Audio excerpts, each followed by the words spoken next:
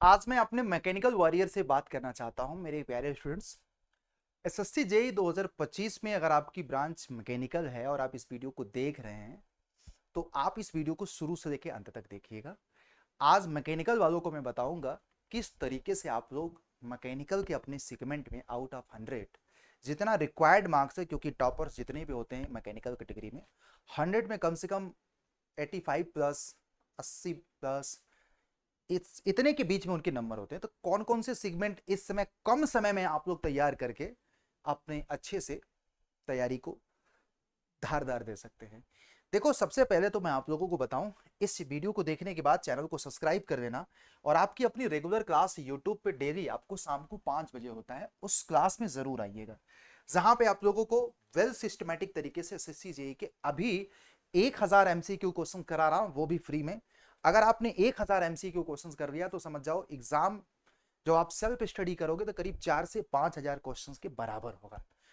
अब सवाल है कि मैकेनिकल में ऐसे कौन से सब्जेक्ट जो प्रीवियस, देखो मैं आपको पूरा चिट्ठा बना के नहीं लाया हूं, मैं आपको पूरे प्रीवियस ईयर का एक साथ एनालिसिस लेकर के आया हूं बेटा, कि भैया मैकेनिकल में अब तक जितने एग्जामिनेशन हुए एसएससी जेईई के, जितने भी ईयर्स में, जितने भी शिफ्टों में, सब में आपको देखा जाए फ्लूइड मैकेनिक्स और हाइड्रोलिक मशीन का वेटेज कम से कम 30 नंबर, 25 नंबर, 28 नंबर, 30 नंबर ऐसे रहा है।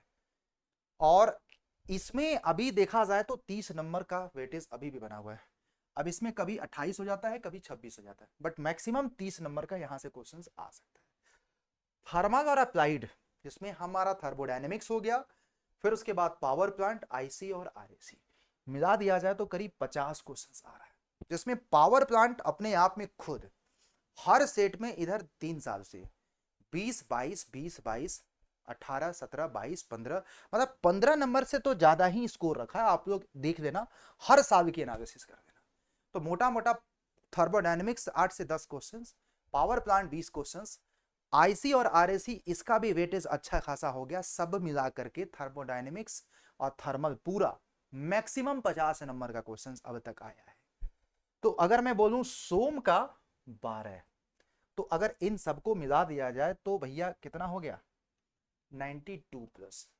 लेकिन मैं आपको बता दूं कि अगर आप कि देखो, ये जो मैंने बोला है मैक्सिमम है, 80 से लेकर के 90 नंबर तक आपके इन्हीं सब्जेक्टों से आ सकते हैं।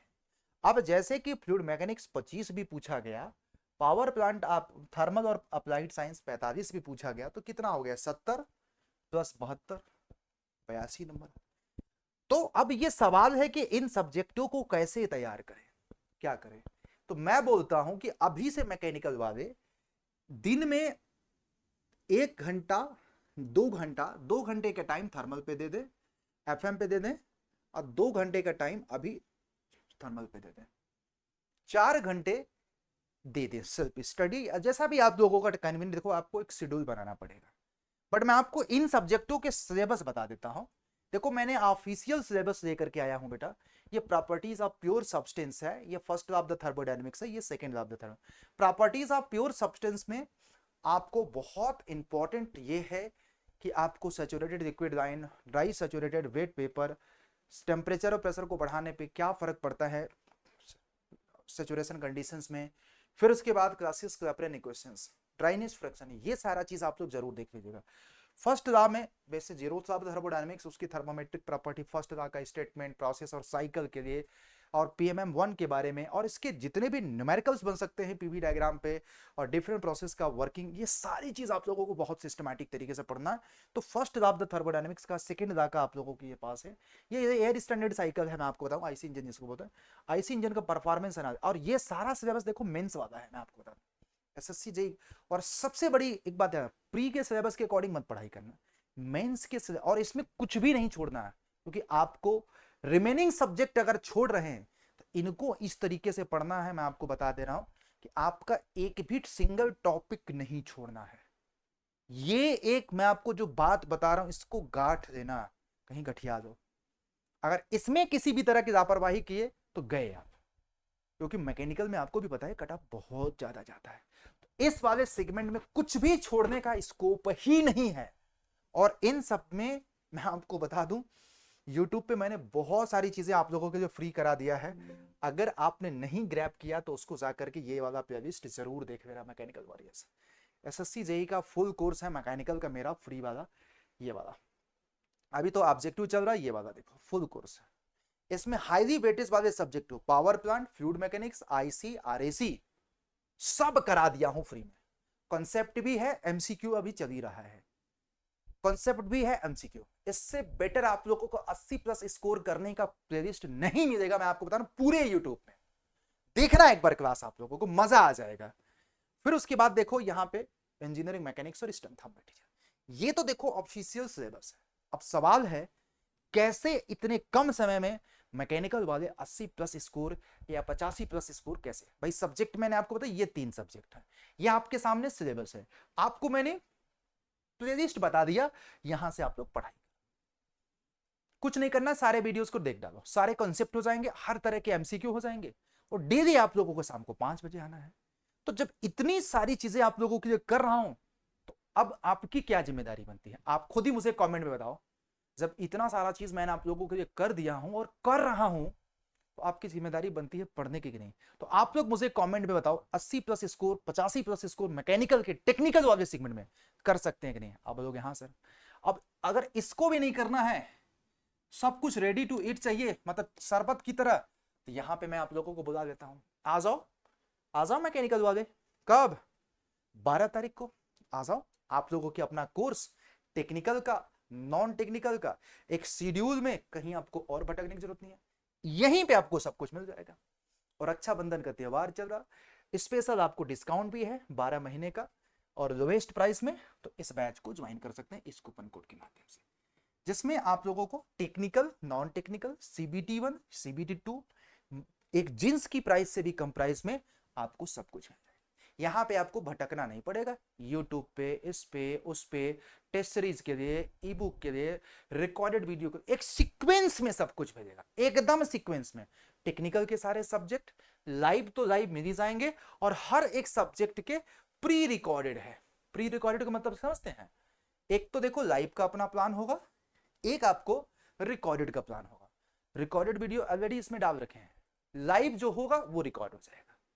टेक्निकल भी है, नॉन टेक्निकल, इसको आप ज्वाइन कर सकते हैं। अब सवाल है कि चलो भाई ठीक है, सब कुछ तो है, पढ़ाई कैसे करें सर, पढ़ाई करने का तो आप मुझे बताओ। मैकेनिकल वालों को बताना पड़ेगा कैसे पढ़ाई करें, एक ही तरीका है। मैं 100 बार वीडियो बनाऊंगा ना, तो मैंने तो जिंदगी में बस बच्चों को एक ही तरीका बताया, पढ़ाई करने का एक ही तरीका बताया, सिलेक्शन का सिर्फ एक ही तरीका बताया, और इससे बेस्ट दुनिया में कोई तरीका ही नहीं होगा पढ़ाई करने का। Hashtag concept practice and revision, इससे बेहतर कोई तरीका नहीं है, मैं आपको बता रहा हूं। अब आप बोलोगे सर ये कौन सा नया आफत पाल दिए हैं, सीपीआर। हार्टबीट वाला नहीं है, ये सिलेक्शन वाला सीपीआर है। मैं हमेशा बोलता हूं कि सिलेक्शन 60-40 पे होता है भैया। 60% आपको कहीं ना कहीं सेल्फ स्टडी के लिए देना पड़ता है, 40% कोचिंग्स में। अब ही फिर आप 10 घंटे रगड़ दो, 10 घंटे में 6 घंटे सेल्फ स्टडी, 4 से 5 घंटे कोचिंग में।